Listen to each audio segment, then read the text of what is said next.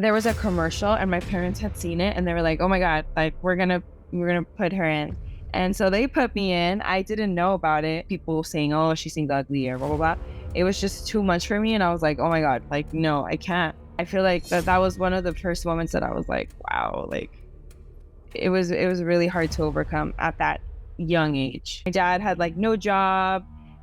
He like sold all of his surround system, speakers, everything to try to take me to the audition, and I was so upset because I was like, oh my God, I'm gonna feel horrible if this doesn't go through. What I really admire about my dad is that no matter what, like his family is first. Getting like emotional about it because it really did take a lot. It was crazy. I was like, wow, I couldn't believe it. Like I never thought that.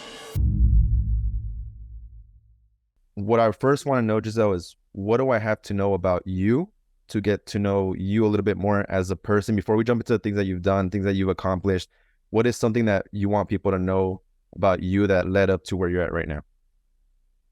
Um, I like maybe what type of person I am, stuff like that. I feel like I like to always be really lighthearted about things. I like everybody to have a good time, to be happy, to be laughing. Um, and yeah, I don't know. I'm a little nervous.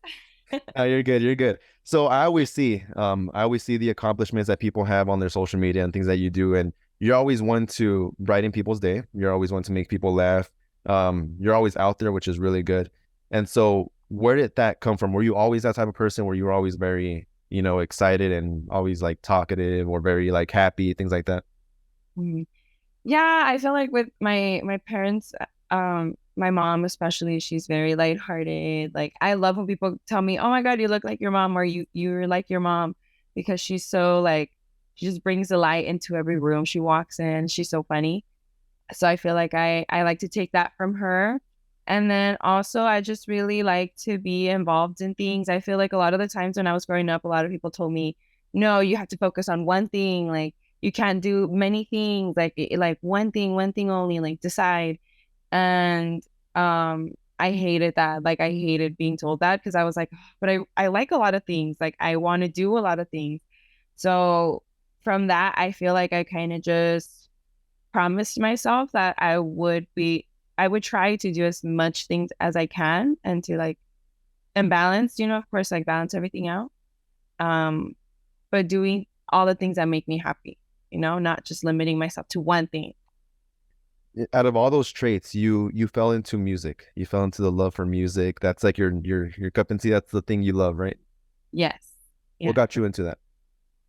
I like always liked it. I was always that kid that was like singing in parties, and it's so embarrassing now because my family will show me videos, and I was like 4 years old on top of tables, like singing, and I'm like, oh my God, how embarrassing! Like how annoying! Why'd you let me do that, mom? But it was just always something that I gravitated towards, and I feel like I continue to gravitate towards. Like it's just something that I can't like ignore. Um, it's just always been part of my life, and I'm pretty sure that it's always going to be part of my life. Now for musicians, there's always for example, like when I talk to different artists on Twitter, a lot of them, they say that they express their emotions, their feelings through their poetry, their writing, their music, even photographers. Is that kind of the same story for you? Like, do you portray what you're feeling when you're creating your music? Do you feel like you're expressing yourself through it? Yes, for sure. And then it's also like you meet so many amazing people from it. Music has just brought so many beautiful things into my life, like friends, memories, opportunities. So I'm like forever thankful. Like I always say, like music is my one true love because it's brought me so many blessings. Um, but yeah, one of my favorite things is like the performing aspect of it. I feel like that's the funnest, like just performing in front of a crowd, like being able to express yourself like that. That's got to be my favorite part. I want to jump back a little bit. I want to jump back to when you first got started into music, when you first got started into not even your first performance, just when you first fell in love with music. Now, energy I think is very important when you pursue something, especially for artists and creatives. It's like a lot of people tell you, no, you're not going to make any real money out of it. It's just a hobby. You can't get anywhere with it. So that puts a lot of people down. Right now, I've interviewed like different doctors and different people that like they showcase the importance of your energy and positivity, right? What is your aspect on that? What do you think about having the right environment around you, the right supporters? Were your parents supportive? Like, how did that go about you getting into music? That's extremely important. Because your surroundings are everything. So I grew up very, very blessed to have my parents support me in any way. Like they believe in me 100%. And to this day, like with the pageant stuff, I had never been a pageant girl ever. I just joined because I was like, oh, it's gonna be so fun, and I'm gonna learn how to walk in heels. And they were supportive about it. So they're just so supportive of everything. They believe in me, they trust me, and they, made those sacrifices to take me to those were far away auditions and stay up late at night when I was a lot younger to practice for bands, so I'm very blessed to count with their support. And that's why I always encourage, like, whenever I meet little kids or little girls and like I see their parents, I always encourage their parents, to keep supporting them because it means a lot to a kid. As so there's a lot of what would you're an educator as well, right? Yes. You teach music, you help other people pursue their dreams, right? Yeah. So one things that I saw was a lot of the times there's a lot of really, really good talent out there. Now I've had friends that like they've had good talent, but because somebody told them no or they couldn't do it, they went and pursued something else, and they could have been the best writers, photographers, singer, things like that. What would you say to those people who, if they didn't have the support, where would you come in to tell them, hey, this is what you got to do? I think it's like just more than anything, just listening to your heart, because I feel like if you're not doing what really makes you happy, you're not going to be happy. You're not going to be happy. O te vas a quedar con las ganas de algo, like I always tell myself, I never want to regret not doing something or, like later on in life say, oh, I should have tried this. I should have tried that. So I always just encourage everyone to try things. You never know what can happen. Um, and to just follow and listen to your heart. If that's what you like, that's what you like. That's your whatever passion you follow, you will be successful in. What was one of those moments where you had a hurdle, you had a struggle, and it was very hard for you to get over maybe something very complicated, a sacrifice that you had to make? What was one of those moments for you? I feel like as every musician constantly has those moments, like they're like, oh my God, really? But I think one of like my first ever moments like that was when I was young and I was on The Voice and I was 14. When they got kicked out of that, that was such a huge heartbreak to me. Um, and I was super young, so I took it really, really heavy. Like I really internalized it, and I was like, you know what? That's it. Like I'm never gonna sing again. Like I don't want to do this anymore. Like especially seeing like comments on YouTube, like, oh, people saying, oh, she sings ugly or blah blah blah. It was just too much for me, and I was like, oh my God, like no, I can't. But with time, like I couldn't get away from it, and I was like, okay, I'm not gonna let this define me. So I just stuck through with it, and like thanks to that, I've been able to do so much more. And yeah, I feel like that was one of the first moments that I was like, wow, like it was really hard to overcome at that young age. How explain to me the process. How did you get to The Voice? How was The Voice for you, and what were some of the things that you really learned out of that? So it was basically there was a commercial and my parents had seen it and they were like, "Oh my God, like we're gonna put her in." And so they put me in. I didn't know about it because you had to basically like request to try to audition. So I got the request accepted, and that's when my mom was like, "Oh, hey, look, like I put in a request and it went in, and so now we can go to a casting." So that's when we started going to the casting in Houston, I believe it was. And yeah, like it took a lot of sacrifice from my parents. Like in that episode, I was talking about how my dad had like no job. He like sold all of his like his surround system, speakers, everything to try to take me to the audition. And I was so upset because I was like, oh my God, I'm gonna feel horrible if like if this doesn't go through, if it doesn't go through, it's going to be really sucky.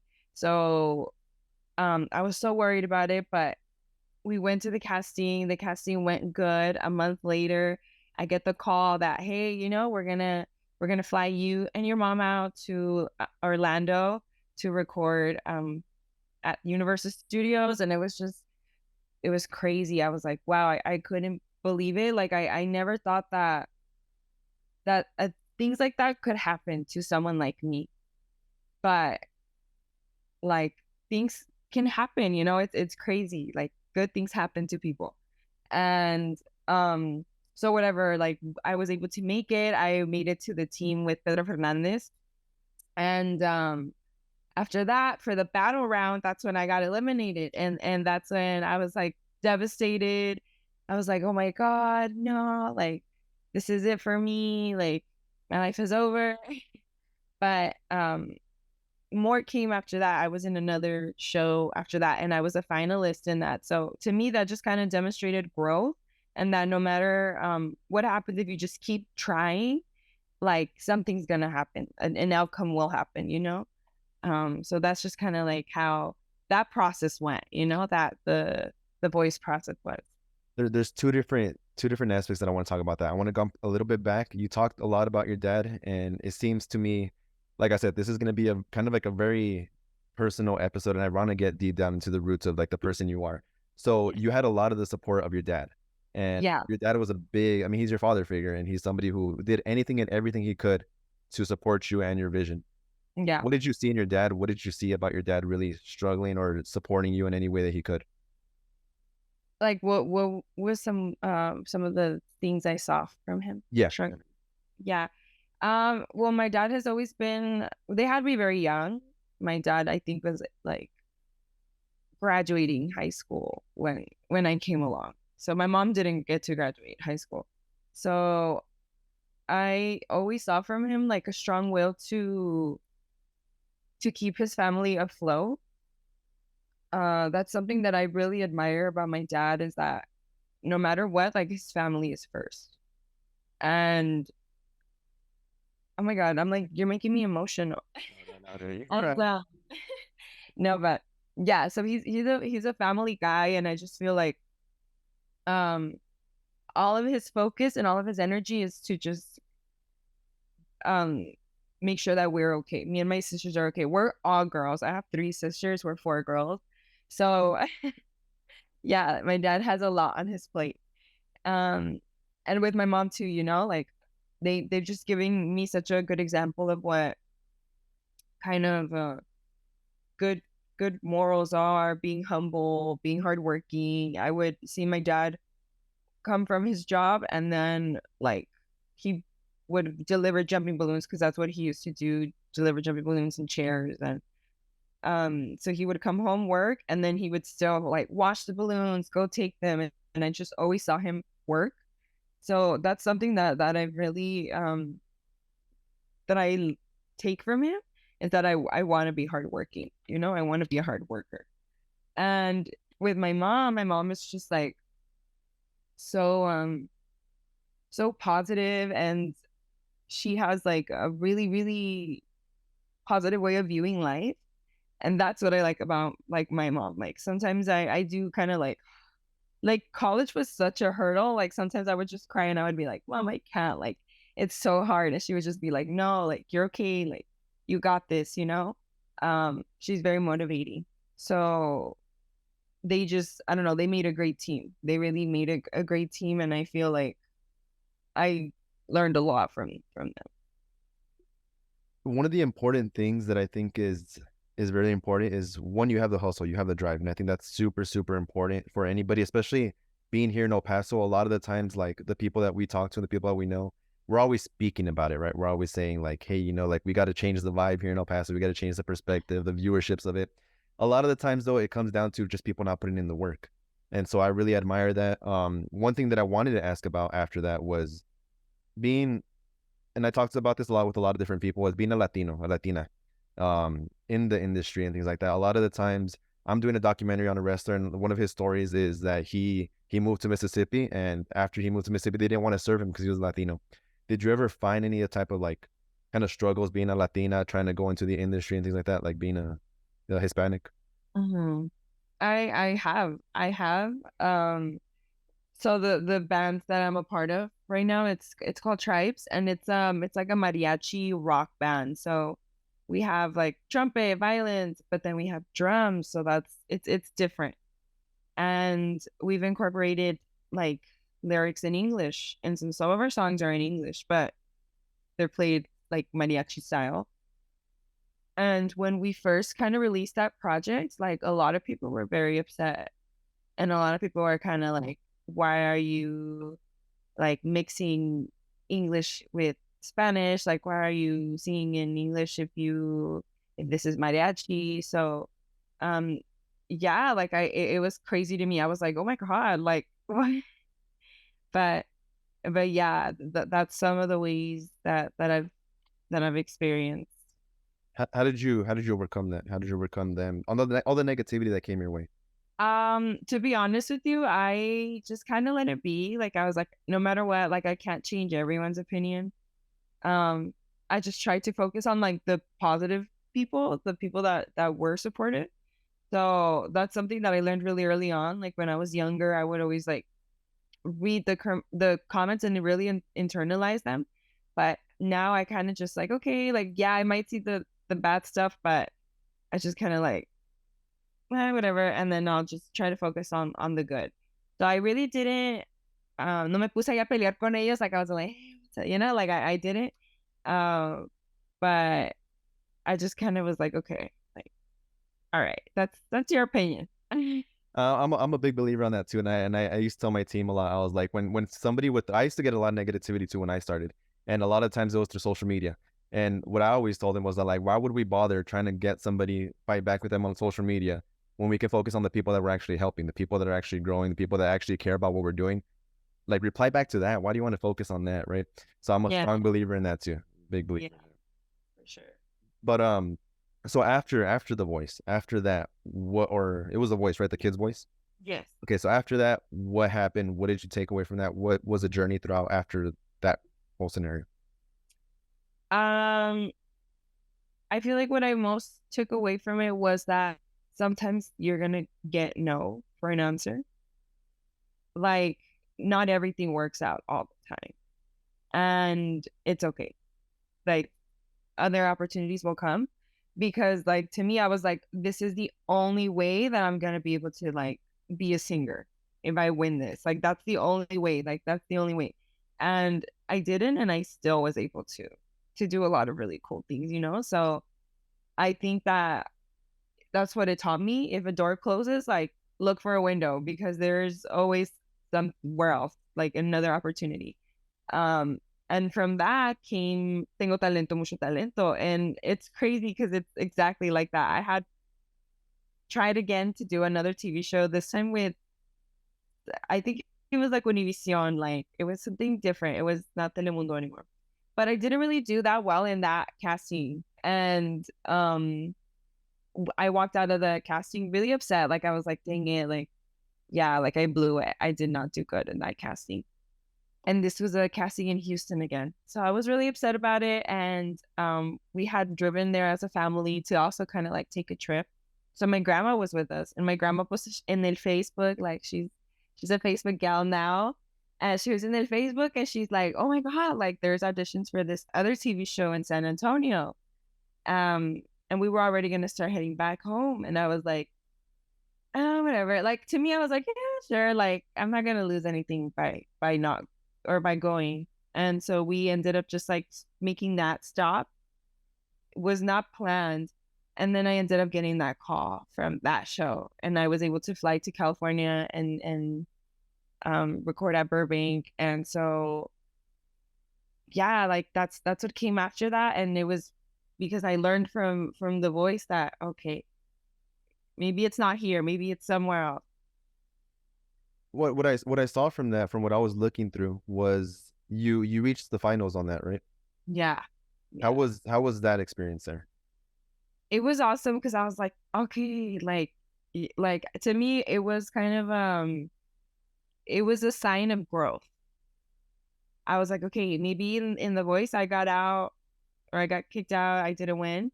But in this show, I almost won. Like I almost, I was a finalist.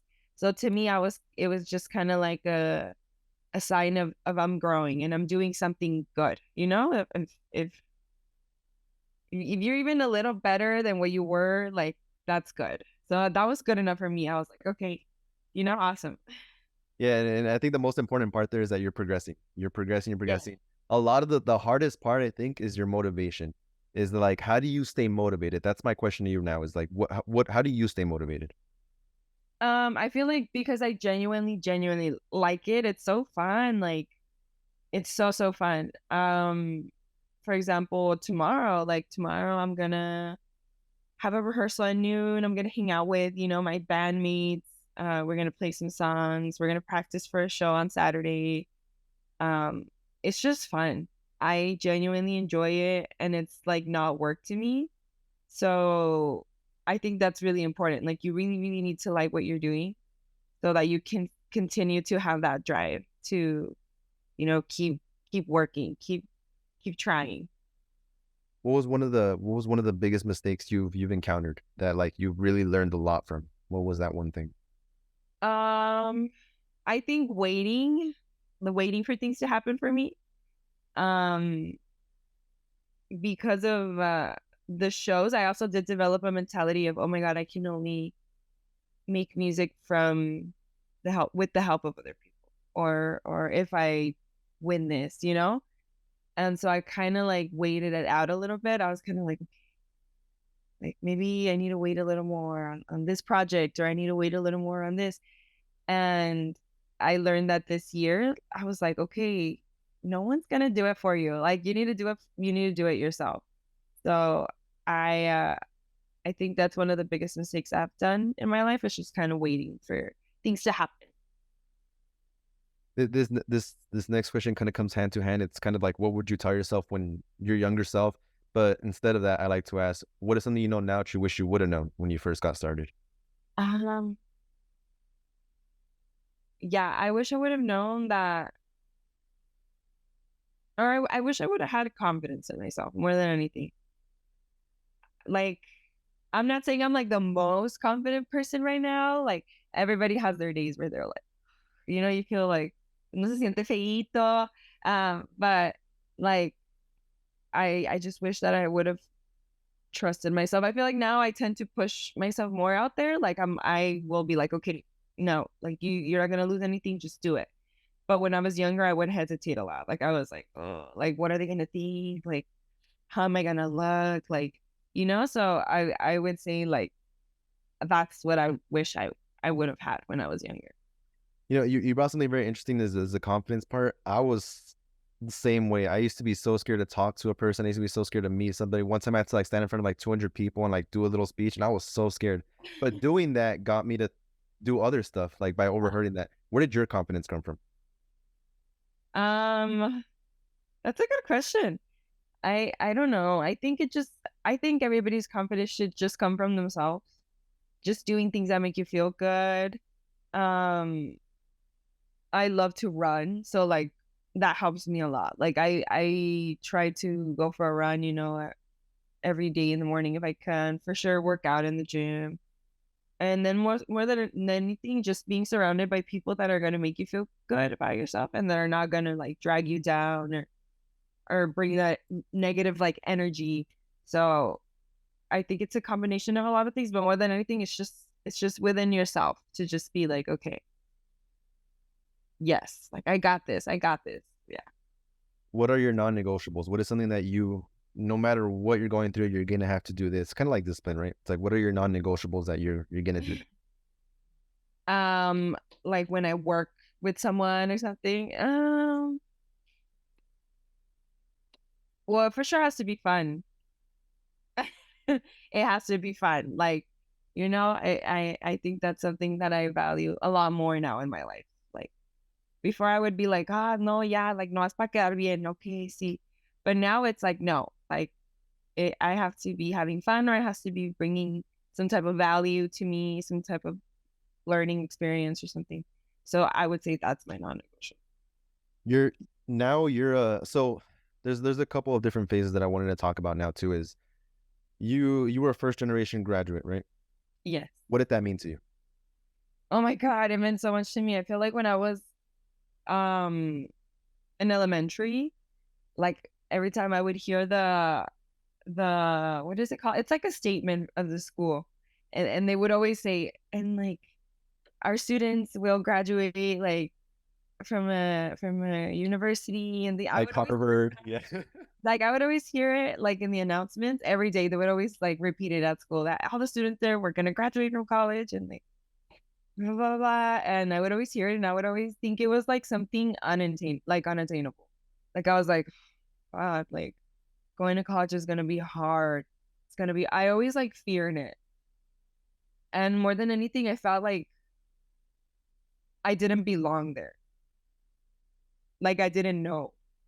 Um, and I'm getting like emotional about it because like it really did take a lot in to get it done because it's confusing. Like my friends would be like, "Oh yeah, I got this scholarship," and I'm like, how do you do that? How do you do that?" So it was super hard, but it feels amazing. Like I'm still celebrating that. Like, and I told my mom, I'm like, Mom, you're gonna see me post about this for the next like year because it took me 4 years to do. And you should, because it's something Yeah. that you didn't think you can achieve, and you did. Yes. I just always thought it was like never gonna happen. I was like, it's never gonna happen. Like it seems so far away. But like before I knew it, I was like, oh, like I did it. Like I did it. It's crazy. But yeah, like it just sucks. Like as a Hispanic, as like a Latina, like sometimes you do feel a little embarrassed. And sometimes I'll talk to people here, like my friends that are also first gen, and like I'll hear them kind of like doubt themselves or and not take the leap to try to pursue an education because they're like, oh, it's because I don't know, like it's just like expensive or like they're not sure how to apply for grants, apply for scholarships and stuff. So um I always am like a really what is it? I'm an advocate for school. I always like try to encourage everybody to pursue that. Not because I think that oh you need it to succeed, but I just feel like it demonstrates something of a person. Like okay, you were able to stick through to this program for 4 years and you finished. Like it's um it's not just about being smart, but also like talk like it speaks of a person that they're dedicated or that they yeah that they dedicated their time to that. What was what does success mean to you? Oh, I think just being happy, like being content with what you're doing and enjoying enjoying like where you're at. I think Because that's that was a big accomplishment, and a big accomplishment that you that's what I really love about this conversation, is that you didn't think you could have done a lot of stuff, but you did it anyways, and you achieved it, and you went through all those hardships of everything, and that's something to be super proud of. You should be celebrating every day about it, you yeah. know. Go out there and post it, put it on a billboard, you know. Um, so after that, now you also became a pageant winner. Yes, Miss Michigan. that was crazy. Yeah, that was crazy. It was like really unexpected. When I was like younger, I feel like every girl always dreams of being a model, like just like modeling or like, I don't know. And um I wanted to do it when I was younger, but I never like did it. Also because I was so focused on music and like I didn't have all the money when I was younger to do the pageant thing or to do both. I always had to kind of like pick and choose. And now that I got older and I got the opportunity to do it, I was like, you know what? I'm gonna do it. Like I said, I don't like to regret stuff. Like I don't like to think, "Ugh, like I should have done it. Like that would have been fun. Like I just like to do it. And also because I wanted to learn how to walk in heels. I never knew how. I was like, okay, this is the perfect time. Like, yes. And I was actually shooting for like a different it was like a thing on Facebook to you had to get your picture liked. That's what I wanted to win. I was like, okay, I just want to be like the favorite, like the I think it was like People's vote. Yeah, like the people vote. And I was like, I just want to win that. Like if I win that, I'm gonna be like content. Like I'm gonna be happy. And then when they said my name, I was like, what? Like what the heck? And so I was really, really shocked about it. And I didn't know that there's more that comes to it. So I'm actually like right now preparing for Miss Texas, which is the next like step. You advance to things, and I had no idea. So after I won, they were like, okay, guess what? Like now we're gonna go to Miss Texas. Like that's the next step. And I'm like, oh my God. So I'm preparing for that. I actually leave to compete for like I think it's like a week and a half in June next month. So I'm excited for that. That should be fun. That should be really fun. Behind the reigning of it, I feel like there's a meaning behind you being in that position, all the accomplishments, all the things. What do you want to teach with it? What do you want people to look at you as, and what do you want to guide as far as like, I know you have to have like some type of like, after you win the competition, you have to have like some type of like, what is your campaign or what are you Oh promoting? yeah. But like besides that, what is it that you want people to actually know about you with that reign? Yes. So my campaign, like as you said, it's called your social impact. So my social impact is healing through the arts, which is just encouraging women to stick around and to join the art industry, whether that's like in music or painting, dancing, like just the arts in general. And so it's really special to me because that's legit what I stand for. But I also just kind of wanted to also emphasize that like you don't have to be like this super tiny, like skinny, tall model chick that's been modeling for years that can walk in like 6-inch heels. Like, it's deeper than that now. And I feel like the pageant industry has changed a lot. Like before it was really like maybe looks wise, but now it's changed so much. And they're also really, really like into the education system and giving women the right to an education. So in Miss Texas, they're actually gonna like give out scholarships and stuff. So like that's also really, really cool. Like you get to continue your education and stuff. So I've been applying to those and hopefully, we get them. But yeah, that's kind of what I want to like represent, like it's not just the looks, like it goes beyond that, it's beyond that. If I mean, I'm pretty sure you have a lot of people that look up to you. If somebody were to come to you and be like, Gisselle, can you teach me something? Can you be my mentor? How would that look like? What would be some of the things you would guide somebody starting or somebody that comes up to you? Oh, I think it's important to just maybe ask them about their situation. I really love that. I love being there for people. I feel like I'm very like, oh my God, let's talk about it. Like with my sisters too. Like I'll be like, okay, well, tell me your feelings. Like, how do you feel? Because I wish somebody would have been like that with me. So I always try to be like that with people. So I would just, if anybody sees this, you guys can always come to me and I will try to hear you out and give you my best advice that I can. Yeah, and I feel like social media has a big stigma on that. Like that, like people think that they're living their best lives on social media, that they're all suave, that things and that. But in reality, everybody's human. And Yeah. I'm like this a lot too. Like I tell people, I'm like, even like celebrities, when you meet somebody, it's like at the end of the day, like God forbid, but like something happens to them, right? They're still gonna bleed red. Yeah. At the end of the day, somebody still dies and things like that, right? So it's like, how has social media taken a toll on you? How does something like that be like, well, Giselle's living her best life, Giselle's doing this, but in reality, it's not. Mm. Yeah, I feel like I tend to be pretty honest. Like there has been times that I'm there like crying on my story and like a veces mi mamá me dice, "Oh my God, girl, like why are you posting like yourself crying?" Like, But I think it's important because how are people going to relate to me? Like I don't want to just be uh another girl that you follow that's like living her best life. Like I genuinely want to be a page where it's helping you. Like, like in one way or another, like I don't know if I'm at the gym and I post a gym routine, like I want to help you in that way. Or if I sit down and I'm talking about like a therapy or like a life coach session, like maybe that can help you. So I really genuinely want to be of value to people that follow me. So I try my hardest. I know there's more to do, but yeah, it's really it's a priority up there for me to be of value to the people that follow me. What's next? What's next for Gisselle? Where are you going? Where are you heading? Oh my God, I'm like I want to do it all. I hate it. I hate it.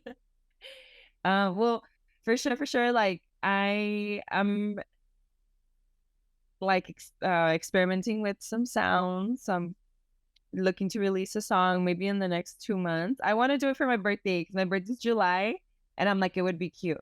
It would be cute to release like my first single. And then with Tribes, I'm also recording. We have an album coming up. Miss Texas is next month, so let's see how that goes. I'm really hoping that I get to win some scholarships and some money for school. We love that. And I definitely want to start posting more on my YouTube. I feel like I was always like when I was little, I always liked to be a vlogger, and I have so many videos and I record myself so much, but I never post them because I like overthink it. But I'm really, really pushing myself to do it. So I plan to post something this week and keep that momentum going. There's a lot. There's a lot coming up for Gisselle. And there's a lot. Yes, I'm trying. There's a lot. That's good. And I think the one biggest thing that I'll tell you is just don't give up. Like it's so simple. Just don't. Just don't. Thank you. Keep Yes, pushing on I'm it. trying. So this is my closing tradition, and this is something that I'm trying new is what is one question that you would like to ask to anybody listening or to our next guest?